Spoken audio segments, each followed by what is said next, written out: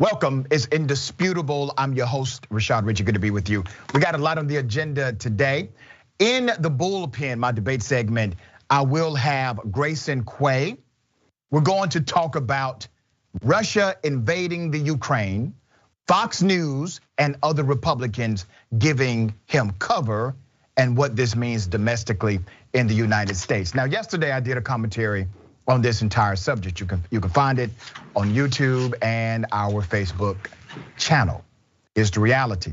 There are some people that push back and said, Doc, you're black. You can't talk about these things. They don't affect black folk.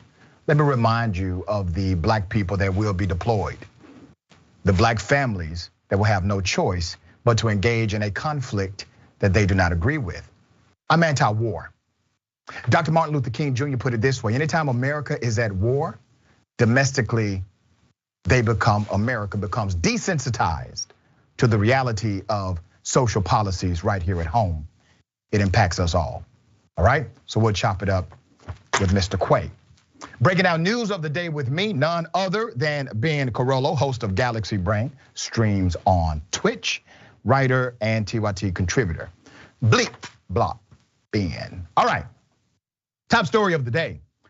There's a former police chief, 80 felonies, has 80 felonies, still was able to get a job at an auto body shop and got caught stealing from the auto body shop. Put up the picture. It's an unbelievable story. There's significant background here.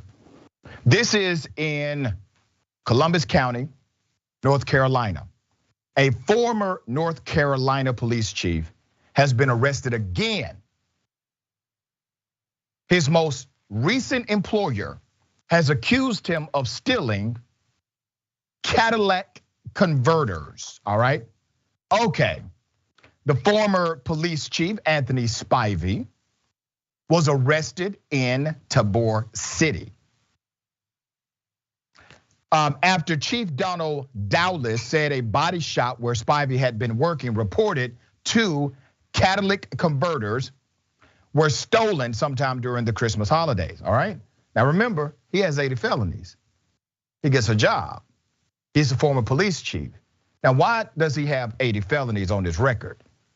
ABC affiliate WWAY is reporting the stolen parts were found at Chief Spivey's home. And police say he admitted to the thefts. He's been charged with larceny by employee and was jailed under a $10,000 bond. Now, this chief, former chief, 36 years of age, is awaiting trial on more than 8 felony charges from a 2021 arrest. He is accused, get this, of embezzling state property evidence trafficking opium, heroin, and trafficking by fraudulent or forging prescriptions. He was their chief of police. He is also accused of embezzling funds meant for the family of a boy battling cancer. What a POS, right? Investigators said he took $8,000 intended for the family of Philip Tanner Bufkin, who died of leukemia in 2019. Spivey also allegedly, stole and sold 5 guns from the Chadbourn Police Department, between 2019 and 2021. So this guy has years, right? Years of corruption, theft, selling drugs, but he was still the police chief. You know, they recently charged him.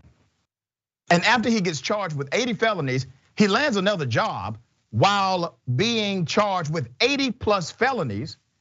And at the new job, he's stealing from the new job. Now, when things came up missing, they knew exactly who did it, right? That's why they went to his home.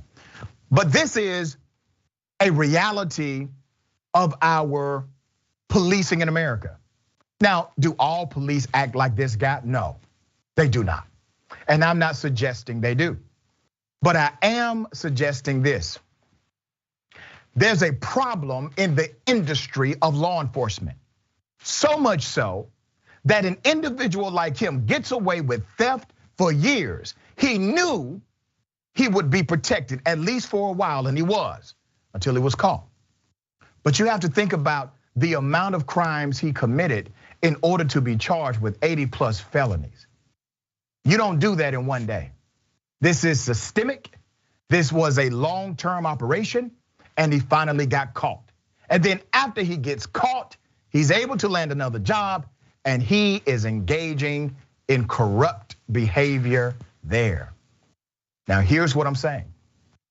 Why do we have so many police officers who are engaged in corrupt activity? We've covered them right here on Indisputable. From theft to child molestation, civil rights violations, and the list goes on. I'm saying this.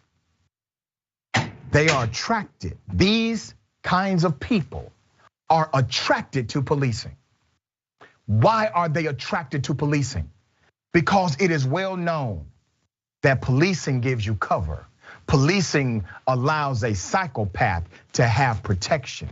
Policing, the industry, allows a killer to do it legally. They're attracted to the profession. All right, Ben, thoughts on this? Yeah, 100%, because like, as you point out, right, we know that our system is inverted. It's the opposite of what it's supposed to be. Like if you're just a random person, and especially if you're black in America and you're charged with any crime, you're treated with immediate suspicion. They always talk about throwing the highest charges against you, when like the reality is normal everyday people should be getting the treatment that like police officers get when they're like being up for a crime, right? They should get patience, they should get understanding, they should get, wait, let's look at this person's circumstances, right? That is what a normal trial should look like for most people. But it's the opposite for somebody who is in a position of authority, somebody who is quite literally given a gun by a higher standard. They are the people that should face the most amount of scrutiny. And we have it, it's all topsy-turvy. It's the complete opposite. They have the least amount of scrutiny, and they will always rally to defend each other from criminal charges, from prosecution. And that is what creates this sort of toxic environment where you have a police chief that thinks that they can get away with stuff like this. Very well said. You know, when we talk about white privilege and there's pushback from white people who would say, no, white privilege does not exist. Well, white people are well aware that they have a certain privilege in the United States of America. Let me bring your attention to one woman who told the police officer, I will get off because I'm white. Let's put up the picture. Woman claims she will avoid a DUI because she is in fact white. This is in Nashville. A Nashville woman was pulled over for suspicion of DUI, told the black officer that she would get away with it because she is white. The woman in question that you see Her name is Tamara Megan Lee, 42 years of age. The officer that pulled her over is Ronald Connor of the Metro Nashville Police Department. Officer O'Connor, who is a black male, states in his affidavit that he arrived at the scene when Lee drove her car into a secure lot reserved for members of the Davidson County Sheriff's Office. Upon arriving at the scene, police approached the vehicle and asked the driver to step out of the car, according to the affidavit. While exiting the vehicle, this is in the affidavit, the defendant was unsteady on her feet and had difficulty standing. The defendant had a strong odor of alcohol coming from her person and being expelled through her breath. The defendant also had bloodshot, watery eyes. The defendant was asked if she had anything to drink and she said yes. The defendant was asked to perform a standardized field sobriety test and she agreed. During the instruction phase, the defendant became very irate and would not listen to verbal directions. The defendant was asked again if she was willing to perform the standardized field sobriety test and she responded, F you. Officers placed the defendant into custody and advised her of her rights. Pretty standard so far. Officers read the defendant the implied consent and asked for a breath sample. The defendant responded with more vulgarities. Inside of the vehicle in plain sight, there were several alcoholic beverages ranging from beers, etc. Okay, that is when Lee allegedly became more belligerent, and the officer was told by this woman, and I quote, "I'll get away with it because I'm white." Put up a picture again. Well, yeah, she is white. Yeah. Lee was booked into Metro Nashville jail on the 20th of the month, according to Scoop Nashville, but is now on pretrial release. In addition to DUI, she is also charged with violating the implied consent law for her refusal to perform a standardized field sobriety test when directed by officers. Now, let's keep it 100 here, okay? When someone white says, there's no privilege, there's no such thing as white privilege or white preference. Everybody's treated the exact same in America. There's no systemic racism in America. Everybody typically treats everybody fairly. Well, they're lying. Because I guarantee you, this woman in a conversation would say things like, America's not a racist country. I don't get any special privileges because I'm white. While at the same time arguing with a cop who's black that she will get away with a crime because she is in fact not black because she's white. Expressing the reality of her ideology, that she believes that whiteness is a power structure in itself. Ben, thoughts on this one? Yeah, 100%. And I think it's important to maybe highlight the dynamic. And so there's this long-standing white supremacist narrative in the United States of America of this idea of innocent victim, like completely innocent white women who are constantly under threat by black men in particular, right? And that white supremacist narrative is very, very pervasive through our society. And it's one that really erases a lot of the position in society that people deal with. Because think about it, right? This is a black man who's a police officer. He's in a position of power and authority, right? You'd think that she would respect that. However, right? That position of authority doesn't protect him from her using this white supremacist narrative in her own mind to say, oh no, well clearly I'm gonna get away with this because I'm the sweet innocent victim. I'm incapable of doing wrong in this situation. And so, how dare you pull me over for this DUI? And so that's just one of those things that's really important to understand that black Americans have made progress in terms of entering spaces and positions of power, and that's something that is significant. But also, that doesn't stop these racist white people from completely ignoring any money, position, status, authority that black Americans have. Like it turns out that their racism is gonna be the lowest common denominator that dictates their behavior in situations like this. And they will flaunt it when they think it's convenient to them. That's right. All right, speaking of racism, Amir Locke, who was murdered, in my opinion, by the police. No knock warrant, police come in, you know what happened. Well, there's a protest, rightfully so. At the protest, another individual who's racist decides to shoot at peaceful protesters. That person has now been charged with murder. Let me remind you of what caused the protest.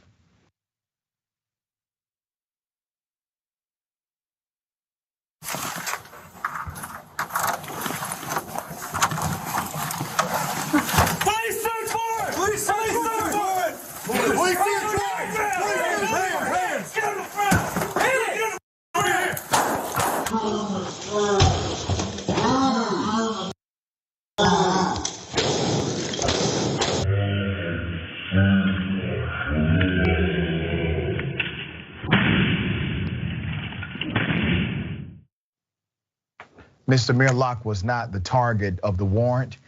He was not a person of interest. He was sleeping on the couch of his friend's apartment. He had nothing to do with anything. The police also violated their own policy by entering too early. And according to Minneapolis, there was supposed to be a moratorium on no-knock warrants, which was a damn lie from the mayor and the rest of council. So people are rightfully protesting. Makes sense? You protest injustice. That's what happens. Put up a picture of the killer. Benjamin Smith, 43 years of age, was charged with second-degree murder, 4 counts of attempted murder, and multiple counts of assault. Why? The statement said Smith allegedly confronted a group of people engaged in a demonstration protesting the death of Amir Locke, a black Minneapolis man who was fatally shot by officers carrying out a no-knock warrant last month. All right. On the Portland shooting incident, citing the video evidence, the prosecutor's office said Smith allegedly told protesters who had gathered at a park northeast of downtown Portland on Saturday to leave the area, okay? Several participants asked Smith to leave them alone, the statement says. Moments later, Smith drew a firearm and fired at the crowd, striking 5 people. The shooting ended with after someone returned fire, hitting Smith in the hip. The statement says Smith remained hospitalized in critical condition. Here's a picture of the person that Smith is accused of murdering. She lost her life. Her name was June Knightley, 60 years of age. Let me give you some background to this very decent soul who was killed because someone was full of racism and hate. According to Oregon Live, Knightley was described by friends as a fixture of Portland's protest community. The outlet reported that Ms. Knightley, who was from Northeast Portland, was part of a group of women who were volunteering as part of a motorcade group working on traffic and logistics ahead of the protest, trying to make sure everybody's safe. Kathleen Sadat described Knightley to Oregon Live, saying she was warm, giving, and kind. She was a person who spent time trying to think of things she could do to make the world a better place and to make herself better in the world. A roommate of Smith, okay, Christine Christensen, told Oregon Public Broadcasting that Smith's political views had become increasingly hostile in recent years. I'm sure that coincides with Donald Trump. He talked about wanting to go shoot commies and Antifa. She recalled him saying, according to the network, he was angry at the mask mandates and the liberals. Now, where do you think he got that from? Okay, now he's responsible for his murder and his attempted murders. Yes, 100% responsible. But there is a cause and effect relationship. It's called radicalization. Radicalization. Donald Trump radicalized citizens. He's the chief terrorist. The rhetoric from Fox News radicalizes the ideology of individuals.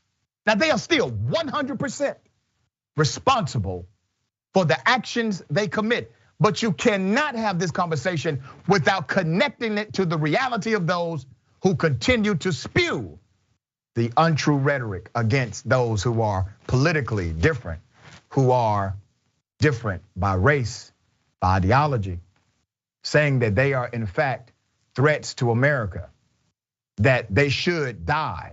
You have politicians who have insinuated this. You have Christian evangelical preachers saying this directly, that those who are left-leaning or liberals or progressives should die. And look at what's happening. Based on this social media post, there's one that said, and I quote, journalists have corroborated identity of suspected Portland mass shooter, a man with a history of advocating for the murder of left-wing protesters. All right, follower of and fan of the Proud Boys, Kyle Rittenhouse, etc., was denounced in furious subculture for violent far-right views. There's a reason why all of these people are connected. You cannot lose the reality of that. There's a reason why white supremacists, people that want to kill Americans, and people that are killing Americans for a difference of opinion are all connected. All right, Ben, thoughts? Yeah, I mean, I agree 100%. And because so the person who did this, he has like the sole material responsibility, right? Obviously he's the person that did it, but there's a moral responsibility. There's a moral responsibility that the right-wing media has in situations like this, because as somebody that lives in Minneapolis, I mean, especially since this was a response to what happened to Amir Locke, it is absolutely infuriating when the people that I see on the ground, the people that I know on the ground who are just marching the streets trying to demand that police officers stop killing people, right? They're kind, loving people. They're so supportive, right? A lot of these people are the same people that are out trying to get help, get food and shelter to homeless folks in town. These are the same people doing so much good work. And the right-wing media is busy trying to paint these people as terrorists just for walking the streets and demanding change. They're trying to paint them as these violent, whatever. And in doing that, in stoking up this fear and this hatred, it leads to things like this. And I know that they like to pretend that they're just doing the news. I know that they like to pretend that they're just like these entertainers that are, whatever. But they have a real material impact on the world. And I don't know, maybe they do realize it. Maybe they just don't care, but there's a moral responsibility here. And these right-wing hosts that go out of their way to paint, innocent people who are just trying to ask for basic decency and just change in the police departments around the country, to paint them as being violent or evil or whatever it's just shameless in my opinion. Yeah, and Ben, they don't give a damn. They don't give a damn about actual people. All right, we got more on the other side. It's indisputable, stick and stay.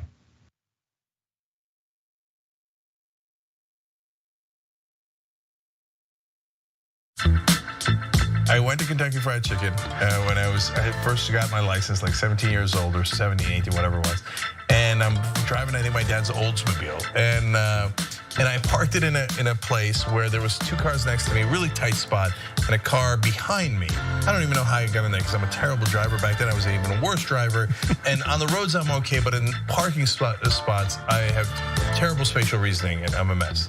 And on my way out, I hit all three cars at once. I broke all records, okay? So I went, as I'm backing out, I went boom, oh and this side hit that car, this side hit this car, and the back hit the third car, okay? And I got stuck. I didn't know how to get out. I went, okay, this, and then I'm like, no, and then, right? And then finally I had to stop, go inside the KFC and go, A, I'm sorry, I hit a bunch of your cars. They're like, what do you mean a bunch of your cars? I'm like, I don't know. Wow, there's a B? Yeah, I'm like this, I hit 3 cars, I don't know. So you guys gotta come help me, okay? Okay, so one, my bad, really sorry about that. Okay, number 2, can someone take my car out? Because I don't wanna keep hitting your cars and I'm incapable of taking it out of this spot. Now baby, move that fat, baby, move that fat.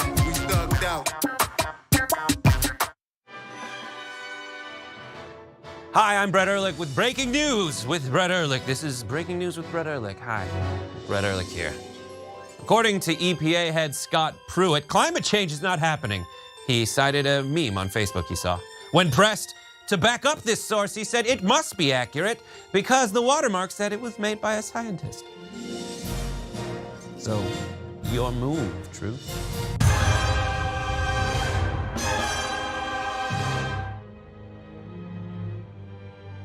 Do all of you know the Young Turks? An outlet like yourself that are willing to cover this story from the very beginning and that weren't afraid to say, hey, this is something that is legitimate. And this is why what Cenk and the Young Turks are doing is so important. Brent Welder is very progressive Democrat. He's a just Democrat, in fact, uncorrupted, not going to take big corporate PAC money. When did you start watching the show and when did you become a member? So I've been watching for 10 years, an active viewer, but also more importantly, getting out there with causes like Wolfpack. By the end of our campaign, we had organized about 22,000 individual contributions with an average about $27 a piece. And those initial people were a lot of TYT supporters as well. In looking at the world in a very different way than corporate media does. It takes those early people who believe that can really be the seeds of this movement, and that has been the Young Turks. Thank you, Cenk Uygur of the Young Turks. Thank you to TYT and all the progressives around the country that have our backs. You know, the first and only interviews that we had tonight to be with the Young Turks as well, because you guys have been here from the very beginning, and that's what this night is all about. And I thank Cenk very much for the very good work that he does. Thank you so much. We're all in this together, and the people are so powerful, and we're gonna get it done. Thank you for your constant support. It's a pleasure to be with rebels. I like that. For all of the help that you've given to the Just Democrats, to Wolfpack, to help fellow progressives, thank you guys, to all the Young Turks members that make it possible. Hey, this is Edwin. Most of you might recognize me, well, not me, mostly my laugh from the main show. I mean, it's gonna be hard to get the Uygur maneuver on him.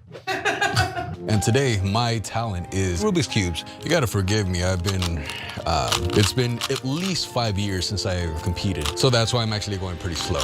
Watch this.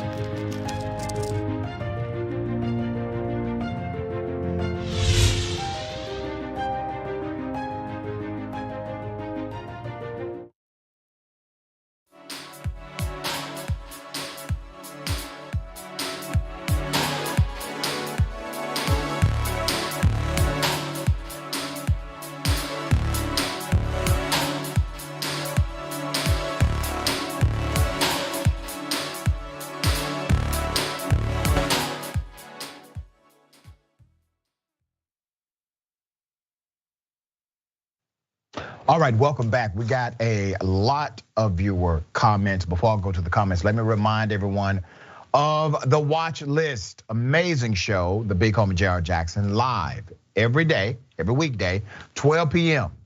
Eastern time, 9 a.m. Pacific time. Find out what stories you should be paying attention to in news, politics, culture, current events, sports, and more. It's a 10-week test series on TYT. Make sure to support JR by watching live daily, and don't forget to subscribe and follow. YouTube.com/watchlist-TYT and Facebook.com/watchlist-TYT. Also, don't forget State of the Union and Texas primary, all right? Plus Canvas 2022. TYT is covering President Joe Biden's State of the Union. We'll be providing regular updates of the Texas primary on Tuesday, March 1st. You got the crew, okay? You got Cenk, you got Anna, you got John, you got Francesca, all right? That's gonna be dope. Starting at 8 p.m. Eastern time, 5 p.m. Pacific time, tyt.com/live. One of the candidates we'll be looking out for on Tuesday will be there to talk about corporate money, all right? PAC money, PAC, unlike the opponent, all right? Kind of a reveal. You can stay updated on progressive primaries at tyt.com/Canvas 2022. And the petition, we've been talking about this petition because it's insane that it's even a thing we have to talk about. But if you are a victim of sexual assault, the government should not then take your DNA, store it, house it for possible prosecution in the future, right? Sounds insane. But literally governments are doing that. So we want you to sign the petition to stop that. Petition is real simple. tyt.com/petitions, tyt.com/petitions, all right? We got a lot of comments. I will read as many as I can. Mickey C, the silver-haired dragon, says 80 felonies, question mark. I can see him getting away with a few because he was a cop. What about the 5th one? Made the court think he would stop. What about the 10th, the 30th, the 75th? It was over 80, by the way. They were just like, we're just gonna say over 80. I mean, damn. That has to be a record. I know we shouldn't keep record on things like this, but that has to be a record. And I'm not talking about a cop record. I mean, of all time. I don't know anybody who's ever been charged with over 80 felonies.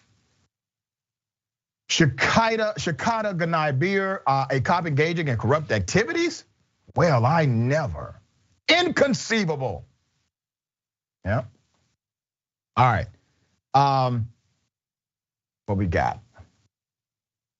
Twyla Nesky. Unfortunately, no one told that Karen that her white privilege begins to fade. Y'all so wrong. Y'all wrong for this, damn it. Now I'm gonna read it because it's on the screen. That white privilege begins to fade as she gets older and less attractive. That's not my words. Talk to Twyla about that one, okay?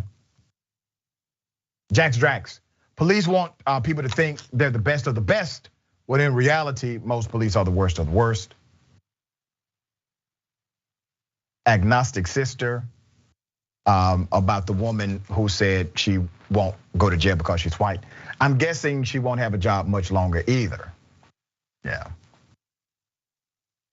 Green New Deal Dragon says about the man who has been arrested for murder. May she rest in power. That's right. May she rest in power. All right. Ladies and gentlemen, I wish a Karen would. You want to call the police on them for having a barbecue on a Sunday. I feel free. Back off. I'm going to tell them there's an African-American man threatening my life. I'm going home. Whoa. Why are you swinging the stick around? I have to go that way. My house is that way. What? But I have to go that way. All right, I'll turn around.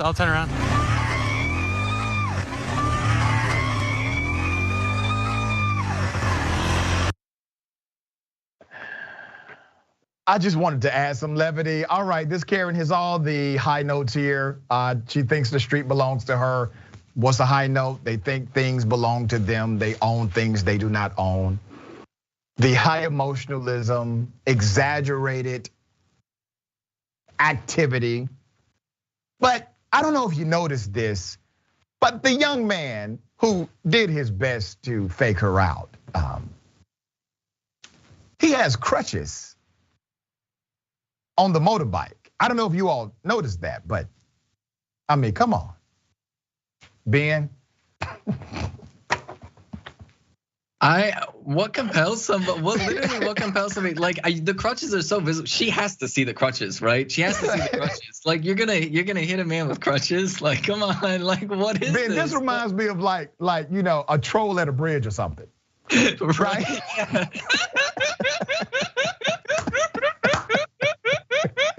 You must get past the bridge troll.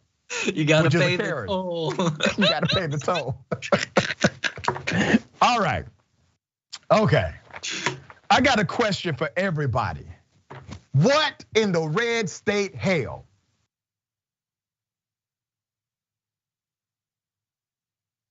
You can take a gun, shoot somebody in the face. It's not hard. Sometimes it might even be fun if they're a godless commie. Now, what they're trying to do is sneak the COVID vaccine in your salads. I hate math. Somebody say amen.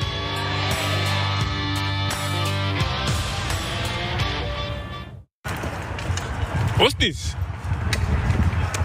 It's an art project. Okay, I like it. Picasso.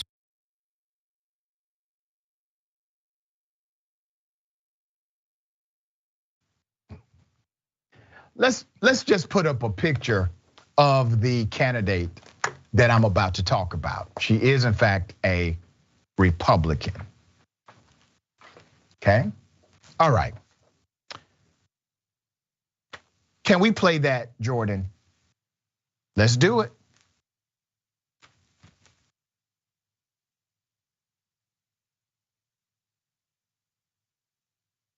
You can take a gun, shoot somebody in the face. It's not hard. Sometimes it might even be fun if they're a godless commie. Now, what they're trying to do is sneak the COVID vaccine in your salads. I hate math. Somebody say amen.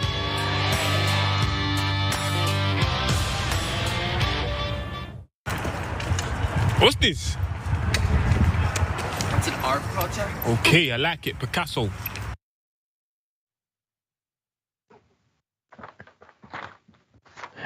Okay, so her name is Sarah Stogner. She was actually naked in her campaign ad. When I say naked, she was completely 100% unclothed, all right? She is a member of the GOP. She's running for Senate. She's really stunned that this received so much criticism. I mean, my goodness. All right, I'm gonna highlight this for a couple of reasons. I will give you that update in a minute. Let's put a picture up again. Sarah Stogner, Texas Railroad Commissioner. And according to the narrative, she's actually the top candidate. On her campaign site, she says she's against crony capitalism and self-funding her own campaign to prove she is not beholden to special interest groups. She has represented operators, service companies, and landowners in legal disputes for 15 years. She says she is ready to help usher in the next era of energy independence in Texas.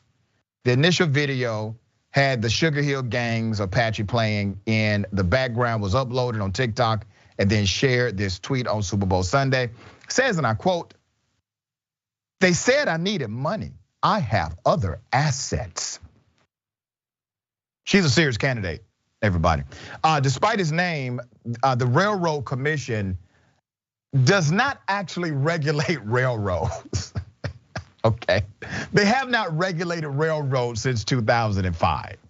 It oversees the Lone Star State's oil and gas industry. Her friend suggested she should share this with the world to call attention to leaking oil wells in West Texas. She has now had many of her endorsers rip their endorsement away. She probably needs to get better friends. She said, "I started doing a little digging and was like, wow, this is great. This is how I'm going to communicate to the masses about what's happening out here because people are visual." Now, I want to remind everyone, this is why it's an important story. She's running for a serious position. She's a Republican, she's a Republican woman. She's running for a serious position where people have to vote for her and put her in position in this serious position. And she makes a commercial and she's naked. There's no substance, there's no policy, there's nothing in the commercial that's actually substantive to the office. But she says, listen, I don't really need all of that. I just want to get people's attention. Now remember, when you run for political office, that is a policy position. You are literally put in charge of policy. And the GOP candidate that you just saw, she does not believe she needs to convince people about policy. She just needs to get their eyes on her body. Now, let's be clear, okay?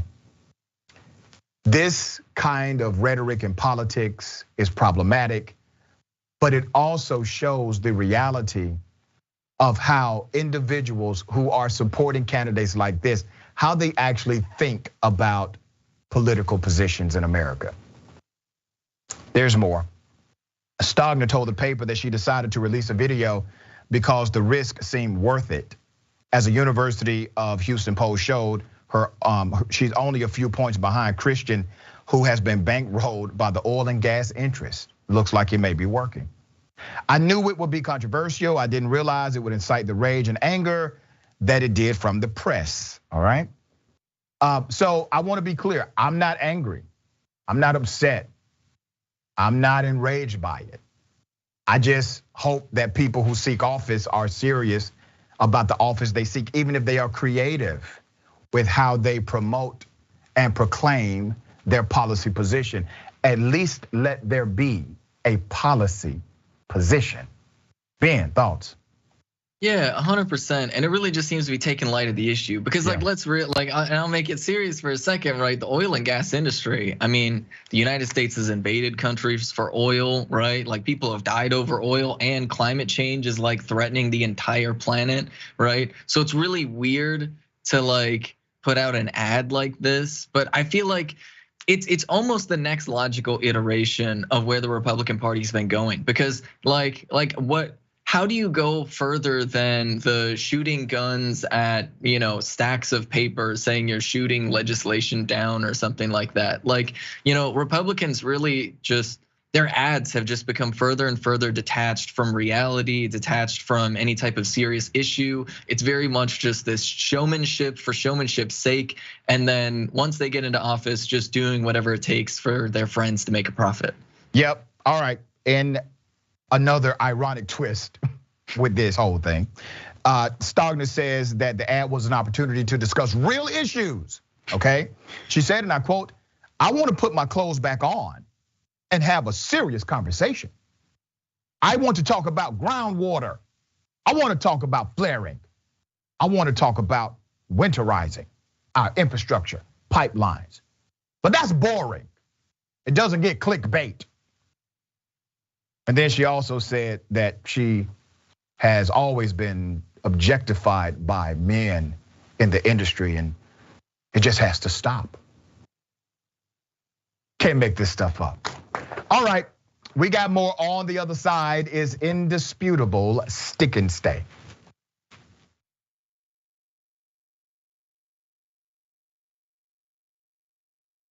You're about to watch some behind the scenes footage of the Young Turks. Ooh. Now these are partial videos. If you want to get all of them, you become a member, go to tyt.com/join, and you'll get all the behind the scenes of me, Anna, John, JR, a little bit reality show like. tyt.com/join and enjoy this. You know what you're seeing behind me? Jersey, hold. Watch me flip this camera. However I flip it. Do I flip it like this? No, I just took a picture. I'm bitzing right now. What?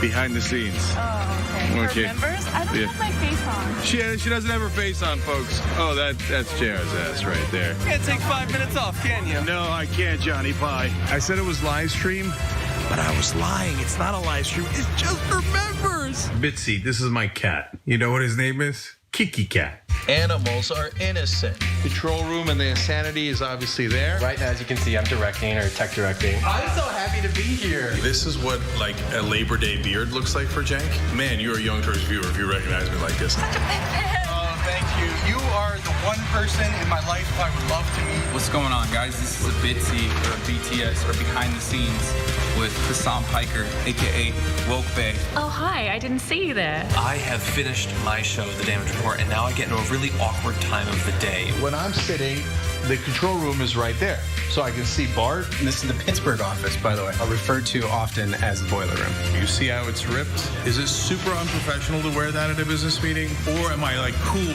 rebel? I just finished doing the power panel and I'm fired up. What do you do for TYT? Not a whole lot. If you're frantically tweeting at us that something's broken, thank you, because I'm fixing it. And thank you for being a TYT member. Super last thing, because there's always got to be a super last thing. Oh, that was disastrous. This has been behind the scenes, behind the scenes. Welcome to Indisputable. I'm your host, Dr. Rashad Richard. We got a lot happening today. But what do we do on this show? We tell the truth. You know why we tell the truth? Because the truth is simply indisputable. Rashad, great to be here. Congratulations on the new show. And I gotta let everybody know that Rashad and I go way back. Here's the pattern that we see in all of these Karen stories. They think they own stuff they do not own. Now, where does that come from? I don't know, maybe slavery. Maybe they think they should still own black people. This is what happens when Karens weaponize the police. When you're used to privilege, equality seems like oppression. It hits you in a certain way when someone is holding you against your will, treating you like you're a criminal and you're an innocent person. This is something that black people face no matter where they are. A stronger black economy lends itself to a stronger, greater economy. Don't think it's exclusive of you, it's inclusive of you. What's your beef with critical race theory? It adds more fuel to the fire of the racist tendencies that we already have. We have a generation of problem solvers that can remedy the problem if they are properly taught what the problem is. You know who created redlining in this country? It was the white liberal. I don't give a damn who created it. If it's a racist policy, Shelley, here's what I don't know. I don't know. See, there you go filibustering, brother. You're scared of this truth, but you're gonna get it, though.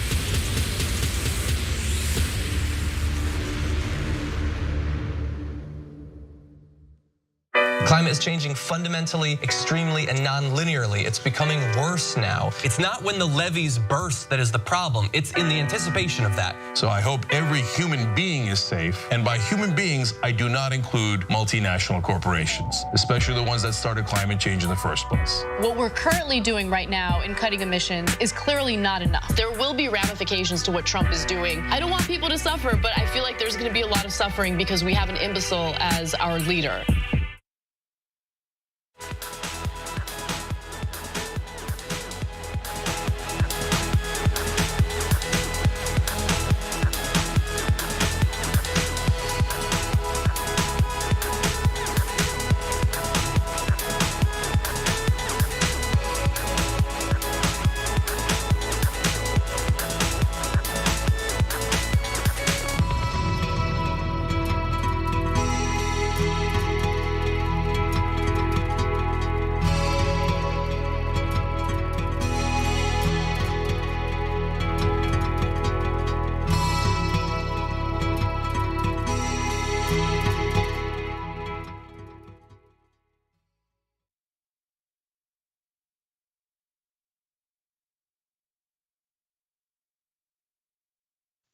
Welcome back is indisputable. We got a lot of comments. I will read as many as I can. Thank you all for always joining the discussion, okay?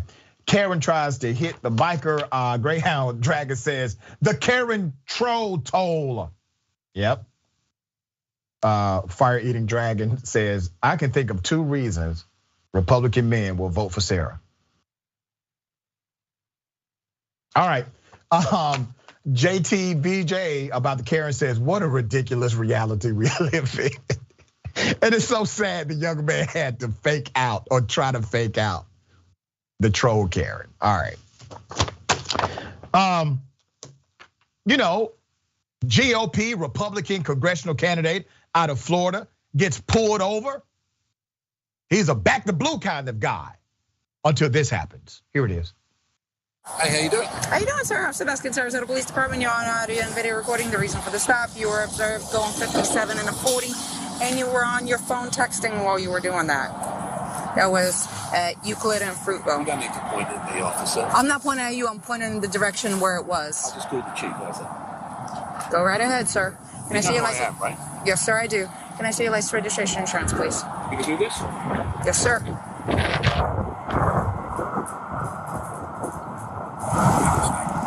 I'm sorry?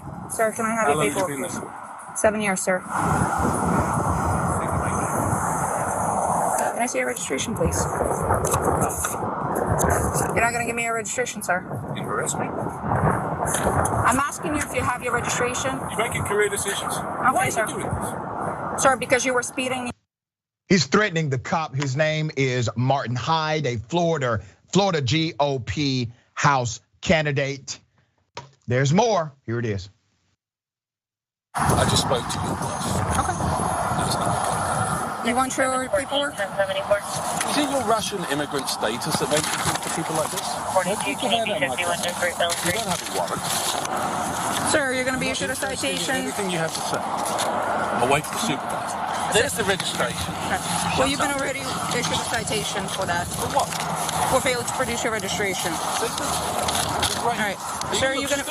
I'm a law-abiding citizen, and you're being bloody rude to me. If you decide to go ahead and do the court, just make sure you do it prior to submission of payment, as they do require... No, Martin, you're not a law-abiding citizen. You were breaking the law. You were texting while driving and speeding. You're not law-abiding. And then when he threatens this officer by saying, do you know who I am? And in his mind, he was likely saying, I'm a white male. He's running for Congress. He's a Trumpite. And there's more video. A supervisor eventually came. Here it is. We're going to make sure that she pays the price for being disrespectful. She came up, she said the first... Look, there's a video of it, so be quiet. There's a video of what you said. There is. And I've got a video of what you said. I've represented your unit. I've got no interest in listening to you, young lady. She had a bee in her bonnet because she thought she was on a big power trip. Guess what? She's been there 7 years. She ain't going to make 8. Damn, he's nasty. Let's put up a picture of this GOP, this Republican candidate for Congress. Yeah. Martin Hyde. He's a former UK professional soccer player. Now remember, he's basically downing the officer, calling her an immigrant as if somehow that's a bad thing, okay? He has lived in Sarasota for 20 plus years, is a business owner who has gone to many commission meetings. At another point in the footage, he says, "You're talking to a congressional candidate." How in the hell did that become like a thing that'll get you out of a ticket? Not a member of Congress, I am a whole damn candidate for Congress. Y'all are taking this stuff too far in Florida, all right? I don't know what Ron DeSantis has done to you all, but damn, he needs to undo it quickly. Martin Hyde, who was running for Florida's 16th congressional district, was pulled over by a police officer in Sarasota, Florida on Valentine's Day. Hyde, according to responding officer Julie Beskin, was clocked going 57 in a 40 and was also spotted texting while driving, all right? That's your pretext to the stop. Now I want to remind everybody, these are the same people who will tell you, back the blue. We must support our law enforcement. Just comply. They are there for you. Same people, all right? And as soon as he's challenged because he did in fact break the law, he doesn't want the rules to apply to him. Fascinating, right? Hyde is challenging Florida's current 16th district Congressman Vern Buchanan in the GOP primary. Hyde has received the endorsement of Roger Stone, Michael Flynn, according to Florida Politics. Hyde's campaign website says he's against cancel culture. Put up his picture again. Yeah. On his campaign website, he says, and I quote, "Our great country was not built on tearing each other down, but by building each other up. America is the best country on the planet for too many reasons to list. But we are headed down the road of assuring that it is not the case. Cancel culture needs to be canceled." This wasn't his first time either. In 2017, a report from the Herald Tribune revealed police documents indicating a number of similar circumstances. In 2013, officers responded to a traffic incident wherein Hyde reportedly told the officer he would contact the city manager or police chief, and Hyde advised this officer he would not say that he pays my salary, but he pays a lot of taxes in the city, trying to get out of another traffic ticket.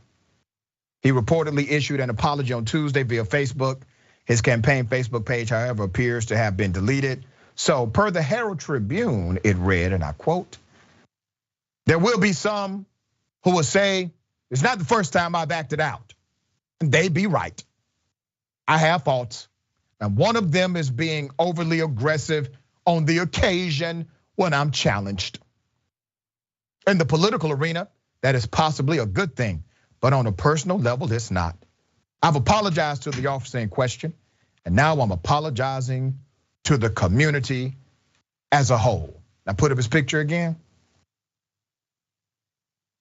I'm Martin Hyde, Republican.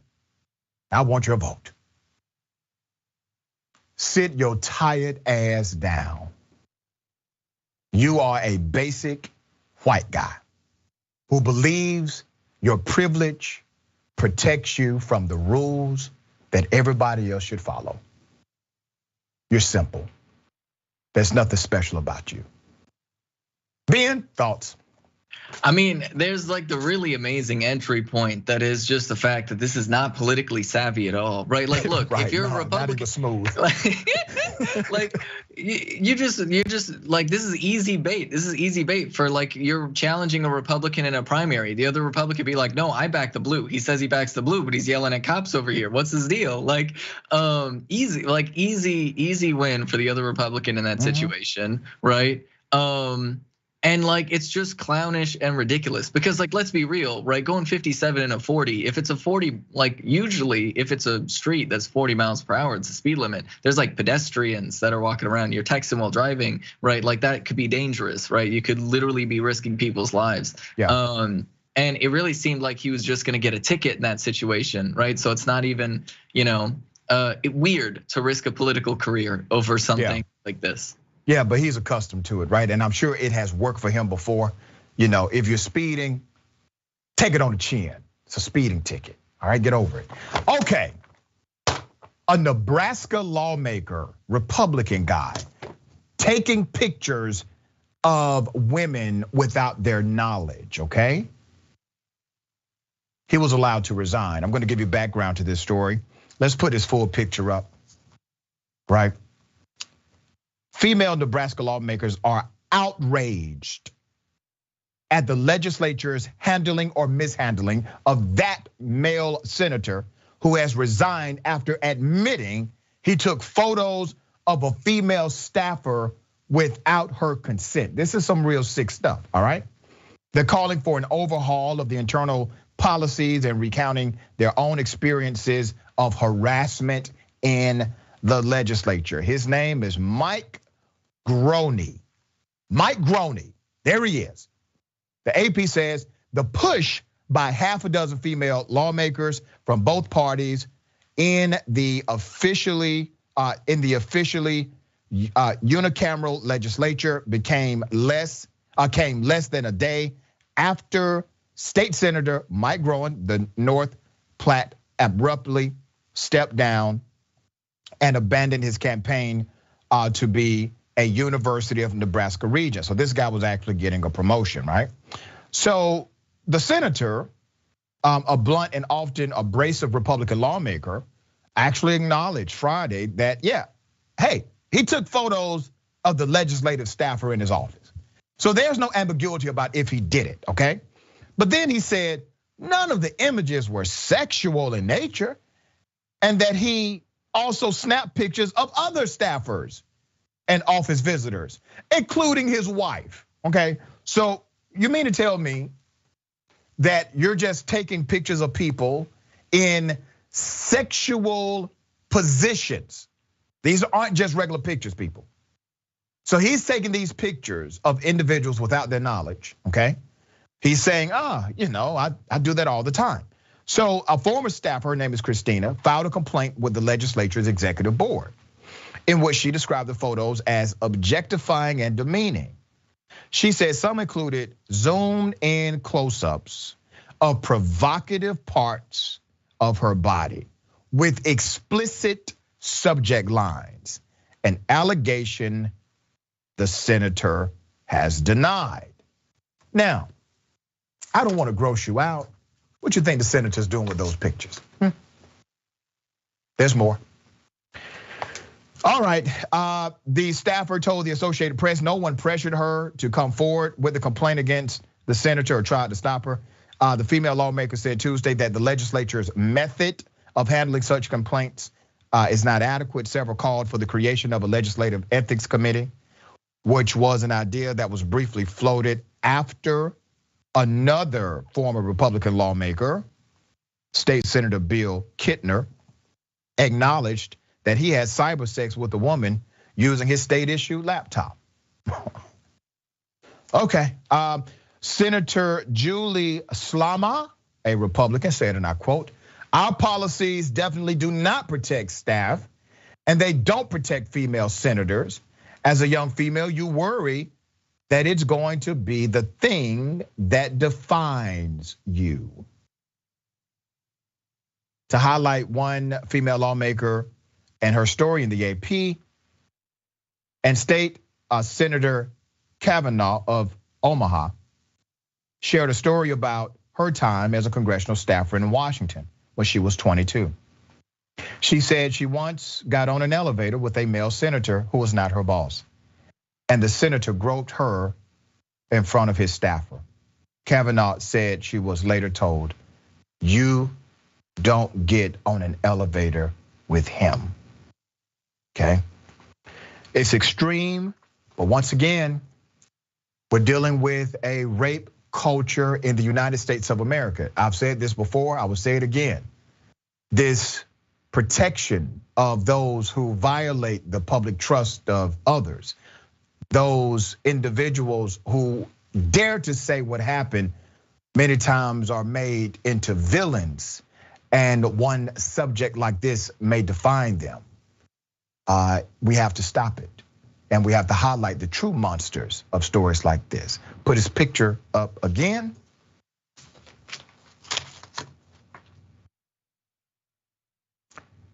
This may not be the court of law, but this is the court of public opinion. And my opinion is you are a scumbag. Ben, thoughts? Yeah, I mean, like, this is, I think, one of the main reasons why there's so many Republicans that are terrified of cancel culture, right? They say, oh, cancel culture, but the reality is they're scared of accountability for their actions. And, like, we have to recognize that this is probably happening in state legislatures all across the country. Yeah, that's right. All right, and we'll continue to expose it. Christian preacher goes on a rant, all right? These individuals support Donald Trump. Now, I want to show you this rant and highlight some nuances that are quite interesting. Let's go to the first video. Here it is. We see the Nancy Pelosi's of this world. We see the Kamala Harris's of this world. We see the work that they're doing. And that's why I reject women in any position of authority or leadership. It makes me mad every time I drive up and down the street. There's this stupid billboard or this stupid little poster I see for like Pamela Bogus or something running for judge. And I'm thinking, what a curse unto our nation. She's a conservative. She's a Republican. Well, get in the kitchen and start making conservative sandwiches.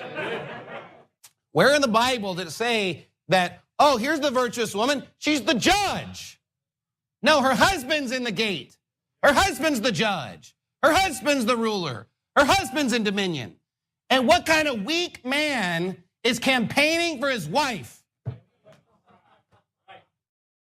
You lost your right to the man card, my friend.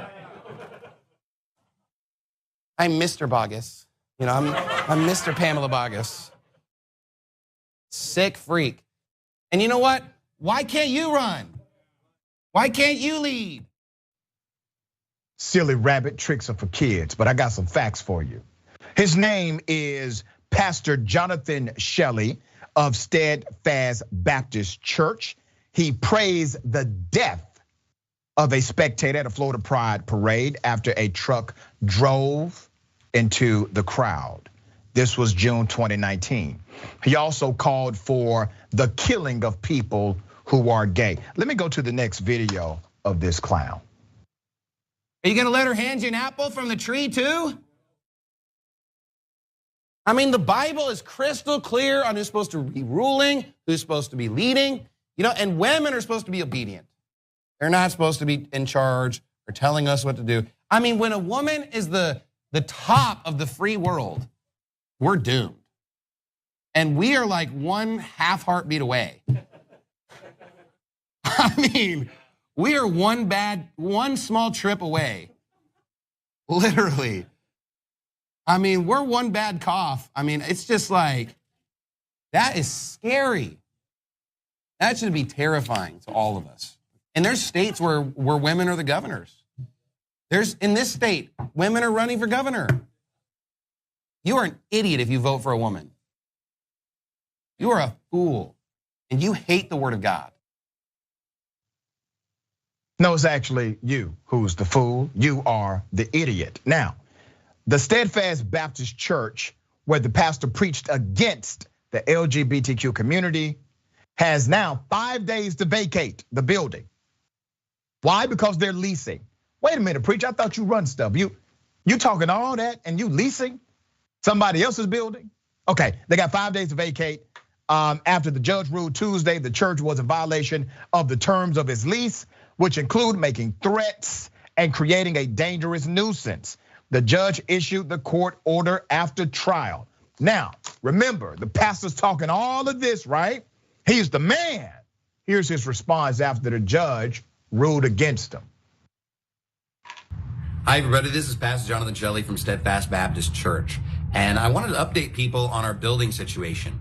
We received recently an adverse ruling against our church saying that we have violated our lease for what I preached, the sermons that we preached at this church, and that we have to leave our property.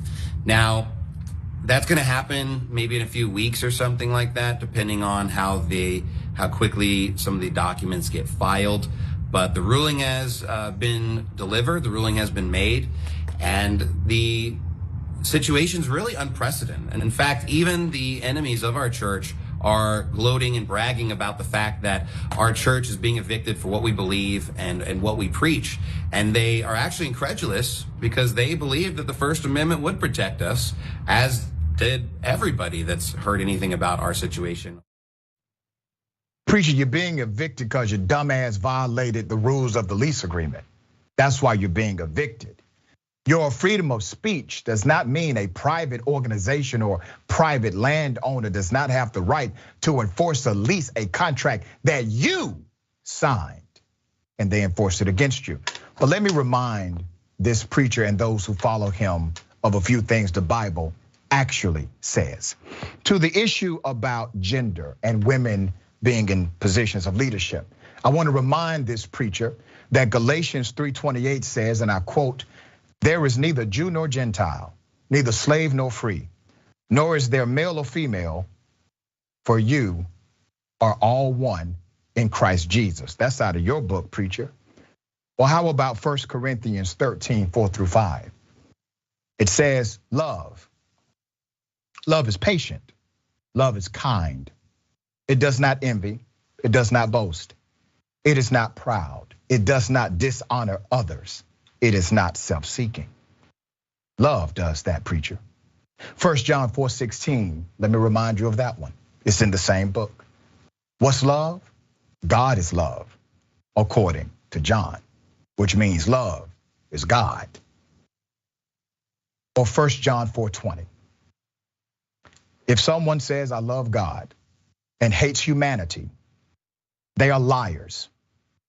If you hate others whom you see, how can you ever love God whom you have never seen?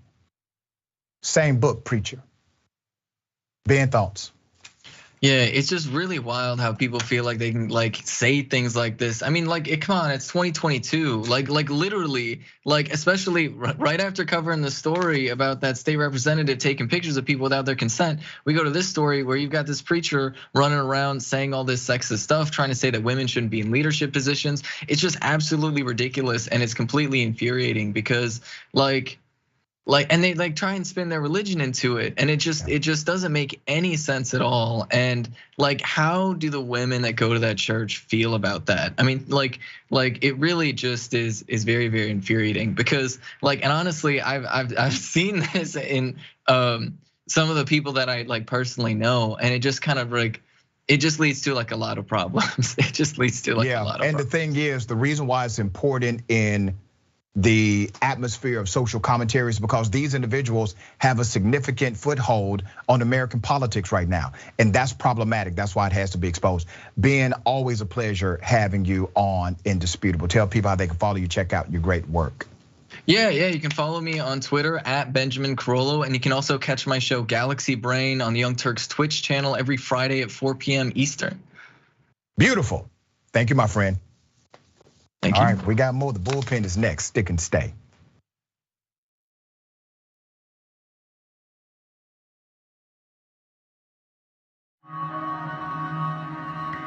The concept of the Young Turks means the audience, they are the Young Turks. They are the go-getters. They are the ones making the emphatic change happen in their local community. The reality is that we've always, young and the not so young, we've always cared about news. But when you do not see the messengers of the news look like you, when they do not share your experiences, exposures, and environment, and there's a disconnect between you and the news. I lecture in mass communications. One thing I tell all of my students, there is no such thing as non-biased news. It never has been.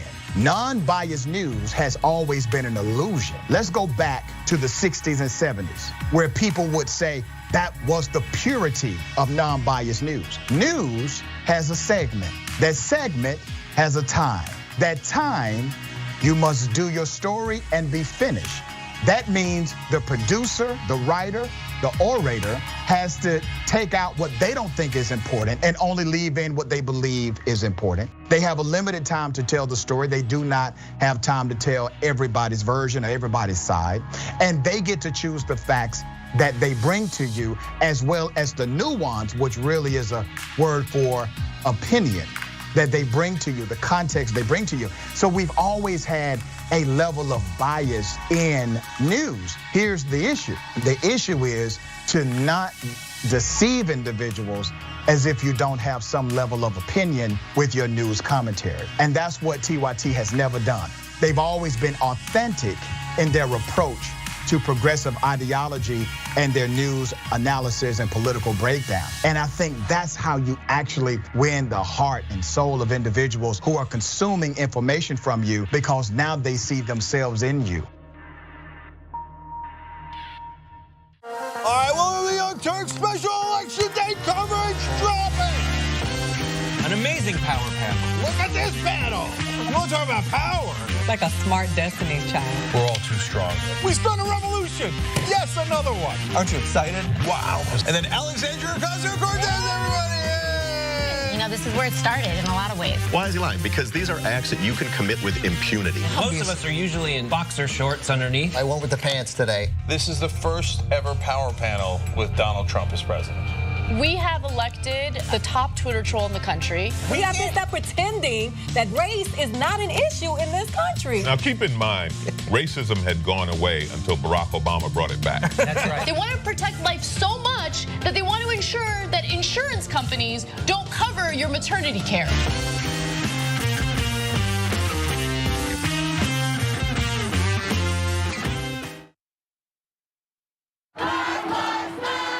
You don't see a lot of news coverage in the mainstream media of the peaceful Black Lives Matter protests that happened throughout the country. Black Americans are hurting. Minorities in this country are hurting. We always talk about starting from the bottom up, but the problem is the bottom up is always the least amount of power. No one cares about them, and until someone actually cares about them, then we'll do something about it. Please, for God's sake, America, understand, acknowledge, and work towards getting to a new reality where Black lives actually matter.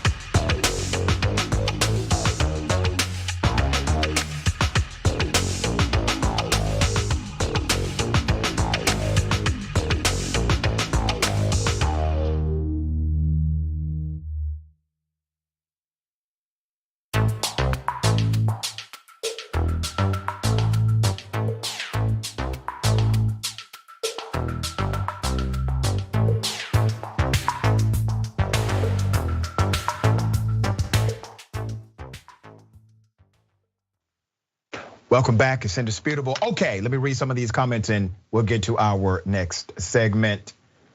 A lot of great comments. Mickey C. the Silverhat Dragon says, Bridgeman calls the cop an immigrant. These idiots do not comprehend irony. They don't. When I tell you they totally don't get it, they don't get it, okay? Sina Hogaboom, cancel culture. He said she would not make it to her 8th year on the job. That's what the man said. All right. E Pluribus Brian, Duck Duck Dragon says, did that guy just fall out of a time warp from the 1950s? I know, it was like he was saying, I cannot believe they have female doctors these days. It's ridiculous, right? Wani R says he has no respect for her, talking about the GOP candidate out of Florida. And let me just say this. I have never known somebody to brag about being a candidate. Now, I've heard somebody say, hey, I'm an elected official. I'm this, that, and the other to get out of a ticket. But when you have to say, I'm running for political office, you should not give me a ticket. That doesn't work that way, right? Okay. Ladies and gentlemen, welcome to the bullpen.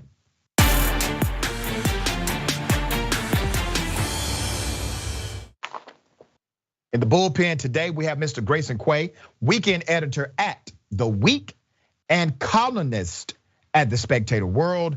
The editor thing is something else. I'm a former editor myself. How are you, sir? Oh, doing well, Doctor. Thank you for having me on the show. I love your theme music. And right, yeah, good. Weekend editor at The Week sounds like a fake job, doesn't it? I'm enjoying it so far. It's a real job, believe me, I know. Okay, we're gonna talk about the Russia-Ukraine conflict, Russia invading the Ukraine, primarily from the perspective of the GOP's response, because their response to me is more ironic than the response of those on the left. But we could talk about both. I don't want to presume what you know or believe about that topic. So if you would, give us your sentiment and I will respond. Yeah, so there are a few different messages coming out of the GOP right now. Most notably, I think, and coming from former President Donald Trump, I just rolled my eyes through that entire interview. I think Donald Trump's #1 issue, as always, is Donald Trump. Yeah. And he just can't seem to focus on much of anything else. The more establishment line from the GOP seems to be that President Biden's not doing enough with his sanctions. And then you have kind of the more populist line, which is, why is this any of our business at all? You know, and you're correct. You're absolutely 100% right. So let me dissect a few of these political positions of the right. You have Candace Owens. I know she doesn't represent mainstream, but she kind of does, all right? She's very popular, she raises a lot of money, and she's someone who is worthy of the endorsement, or people try to get her endorsement who run in the Republican primary Republican Party. So Candace Owens comes out and she basically says, hey, forget about Ukraine, we need to invade Canada. Because she wants to protect the truck convoy, which is a very small minority of Canadians. 91% of truckers are vaccinated. This is because of the vaccine mandates of that country. So she says, no, we need to invade Canada. So that's one kind of response. She got a lot of coverage for that. And then you have this response from the GOP that says, well, who cares? It belonged to Russia anyway. Russia can go back and get it. Used to belong to Russia. They can go back and get it back. That's like saying that Mexico can go get Texas back, right? That's okay. Like people would have a problem with that. Here's the fundamental basis of this. Is the Ukraine a sovereign nation? Yes, it's a sovereign nation. Why do you think there's such a schizophrenic response from Republicans in particular as it relates to a very common idea that sovereign nations should not be invaded? And I will say this, I am anti-war. All of them are liars. America lies, Russia lies, the Ukraine has lied, NATO lies. So this is not a good guy versus bad guy scenario for me. But I have to point out some interesting nuances of how this is being responded to by those in the Republican Party. Go ahead. Yeah, I think those nuances are interesting as well. To respond to Candace Owens, first of all, I'm not entirely sure we should take her statement about invading Canada seriously. At least I hope not. I was a supporter of the trucker protests for the most part, and I think that even if you weren't a supporter of the trucker protests, it should be pretty clear that Trudeau did not need to invoke his country's emergency act for only the second time in Canadian history during peacetime. The first time was his father, Pierre Trudeau. Most of the regions of Canada were already starting to drop their vaccine passports.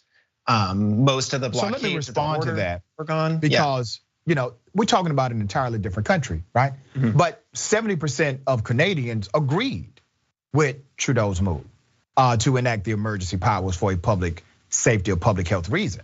They agreed with him, the majority of the country. We're not talking about Democrats, Republicans, left, right. We're talking about the majority of Canadians agreed with the move.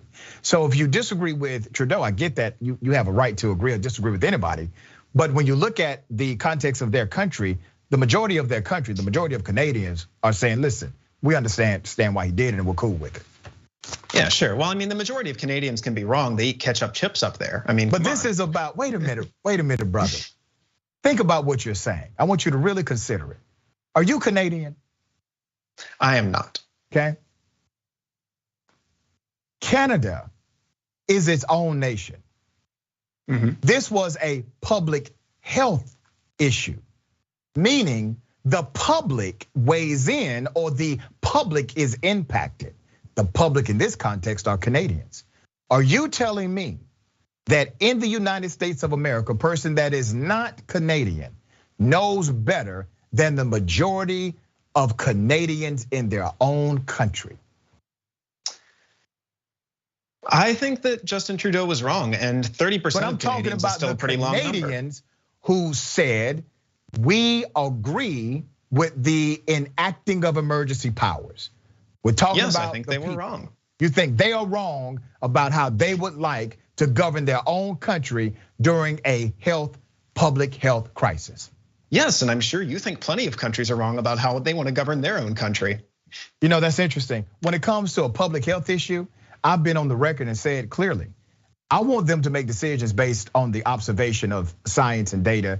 There are some countries that have done it quite differently than America. I'm okay with that as long as the country is okay. I imagine that Kim Jong-un has a very high approval rating in North Korea, but I think that you would say wait a minute. I would say that you think Mr. that Quay. they know that you know better than them how they want their own country run, right? Mr. I'm not comparing Canada to North Korea.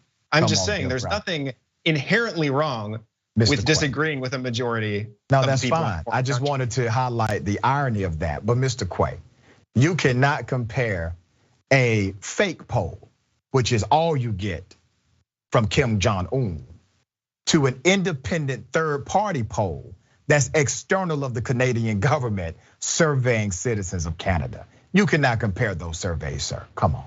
You're right. You know better than that. Oh, I'm sure if you ran a real poll, Kim Jong-un would have pretty high approval ratings too. Those people are pretty brainwashed. Well, they've been indoctrinated. That's very sad. Exactly. 100% of the media, right? They control all the media. So yeah, they probably think a certain way about the guy. Sure thing, yeah. All right. But to circle back to the Ukraine thing, yeah, I don't think that there's any comparison between what Justin Trudeau's done and what Vladimir Putin's doing. Okay. Obviously, if I had to choose which country I wanted to live in, if I had to choose if I wanted to be a Canadian trucker arrested in Ottawa or a Ukrainian soldier on the front lines right now, there's no question, right? Yeah. All right. So let's talk about the action of Putin. Trump has said his actions were genius. Okay.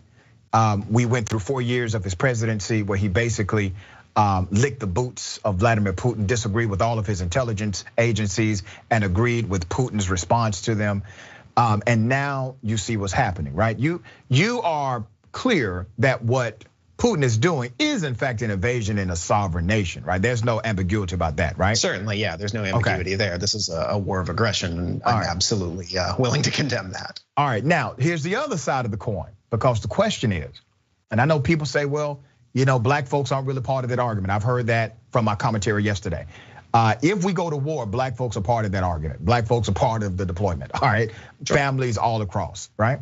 And Dr. Martin Luther King Jr. put it this way, he said, listen, when America is at war, America becomes desensitized to policies domestically. So all of the progress we're fighting for gets put on the back burner when America is in international conflict. So it has a real cause and effect relationship right here at home. So now, do you think that we should remain diplomatic and sanction heavy, or do you believe that at some point, if this thing goes all the way to the extreme, America needs to engage in actual warfare, not just cyber warfare or sanctions, but actual physical military combat? Well, it would depend on what you meant by all the way to the extreme. It's pretty extreme already. Now, if Putin were to invade the territory of any NATO member, we have a treaty obligation to defend those people. And in that case, yes, I would support fulfilling that treaty obligation. I don't really think it would be wise to send American soldiers to die for Ukraine at the moment, though. I'm in favor of using sanctions, but I'm, to be perfectly honest, not very confident that they'll be effective. Sanctions haven't historically been very effective at achieving foreign policy goals, but they make you feel like you're doing something. You've been in the business of writing, curating information, you know things. So I'm gonna pose a question to you. Typically when there's a war, there's the front narrative and then there's the behind the scenes narrative. The front narrative is how you sell the war, right? So you have this, here's how we're gonna sell the war. How is Putin selling the war to his political class and to the citizens of Russia? He's selling the war by saying, this is for the protection of Russia. He's appealing to the bare essential of human existence, which is self-preservation. So he's appealing to self-preservation and getting the authority to enact war outside of the country, right? Now that's how he sells it. But then when you peel the hood back some, you see, well, the Ukraine is mineral and material rich. They are the leading country in multiple raw materials. You also have your pipeline that he will at some point take control over as well. Do you think there's an economic incentive here for what Vladimir Putin is doing in his invasion of the Ukraine? Well, I think there is. I think it's an irredentist move. He's trying to reclaim territory that was formerly held by the Soviet Union and before that by the Russian Empire. Russia's had basically the same foreign policy for 800 years, right? Which is to carve out this sphere of influence for itself. So yeah, I certainly think that that's the case. Now, I wanted to talk a little bit about Tucker Carlson's comments about the Russian invasion of Ukraine. He made these comments of, what has Vladimir Putin ever done to you? Why should you hate him? And he made a few comparisons to domestic issues in America. He said, Vladimir Putin's never called me a racist, for example. Where I think he was, I would say probably intentionally, if I had to guess, channeling Muhammad Ali, who said, I don't have a quarrel with any Viet Cong, right? Which he never actually said this version of it, but was later turned into the slogan, no Viet Cong ever called me the N-word, right? So I think that's what he was doing. But what people missed on that, False comparison, Mr. Quay. How's that? Well, number one, Muhammad Ali had a religious exemption. And the military recognized religious exemptions, but they did not want to recognize his religious exemption because it was rooted in Islam, which the American government did not like Muslims in the United States of America. So he was citing the hypocrisy of America. And then they tried to make Muhammad Ali these offers. They said, listen, you won't really fight. We'll just have you do some prize fighting. You'll travel around and you'll do boxing matches. You will still be able to entertain through your craft of boxing. He said no, he stood on principle. So it's a very different reality with a Muhammad Ali, and Tucker else falls in line with that play. I know you see. Well, you talked earlier about Trump licking Vladimir Putin's boots, but if you just look at this in the simplest possible way, under President Obama, Vladimir Putin did not invade or seize any Ukrainian territory, and now under President Biden, Vladimir Putin has invaded and seized Ukrainian territory. So if you're just looking at the facts right on their face, I think it's hard to say. Well, let's look at this fact. Trump was licking Putin's boots. If Trump was look, you have to draw a distinction between what Trump said and what Trump did. Okay, what did Trump say? Look, I mean, Trump talked a big game about all kinds of things legislatively, but in the end, the biggest legislative achievement was tax cuts like Reagan and Bush, which I was not a fan of. He praised Vladimir Putin, right? So let me ask you this. Do you think if Trump were president right now, or maybe he becomes president later, do you think that Donald Trump enacts a policy that would stop Russia from invading the Ukraine? Or do you think Trump would do as he has done in other instances when he was president? He would turn away because of the corporate interest or the business interest or an alliedship interest in America. Well, look, I can't predict a counterfactual, right? Trump isn't president. Well, but I'm not asking you to predict. I'm asking you to make a reasonable conclusion based on the historical evidence of the leader that was in charge of this country for 4 years. Sure, and based on the historical evidence, Russia did not seize any Ukrainian territory during the Trump administration. Would do something affirmative against Vladimir Putin? Do I think he would go to war with Russia? I'm not sure. Would Russia have done this if Trump were president? I'm also not sure. What would Trump do differently right now, brother? If he were president, I imagine he'd be pursuing sanctions similar to what Biden is doing, if I had to guess. Exactly. There you go. All right, I appreciate you being on the show. He wouldn't do a damn thing differently. That's my point. Thank you, Mr. Quay. Thank you. It's a pleasure. Absolutely. All right, don't forget reactions next. Remember, take care of yourself, take care of each other, take care of the planet. Remember, the truth is always indisputable.